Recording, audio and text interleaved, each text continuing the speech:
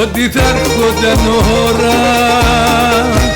Ποιος θα το πίστευε πως θα ήταν ποτέ στιγμή που θα μας έδερνε του χωρισμού η ώρα και τα χαμόγελα πικροί θα γίνονταν λιγμοί. Αντίο λοιπόν, γιατί χαρά μαζί σου παίρνεις, κουράγιο θα βρεις να αντέξω αυτό το χωρισμό.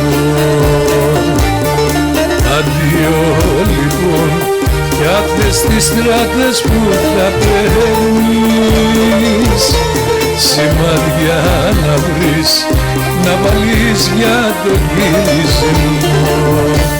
Ποιος θα το πίστευε ότι θα έρχονταν ώρα, ποιος θα το πίστευε πως θα φτάνε ποτέ στιγμή.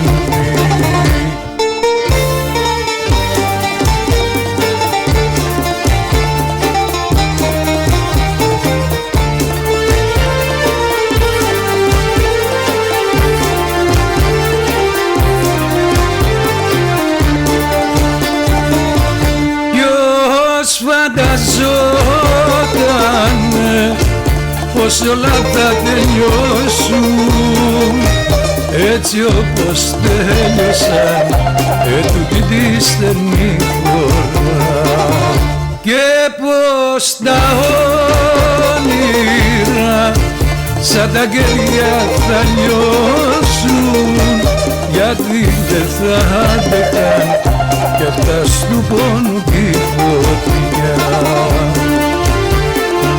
Αντίο λοιπόν, γιατί χαρά μαζί σου παίρνεις, κουράγιο θα βρεις να αντέξεις αυτό το χωρισμό.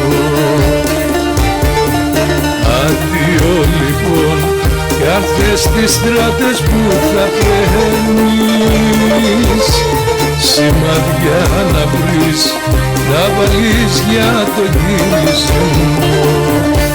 Ποιος θα το πίστευε ότι θα έρχονταν ώρα, ποιος θα το πίστευε πως θα φτάνε ποτέ στιγμή.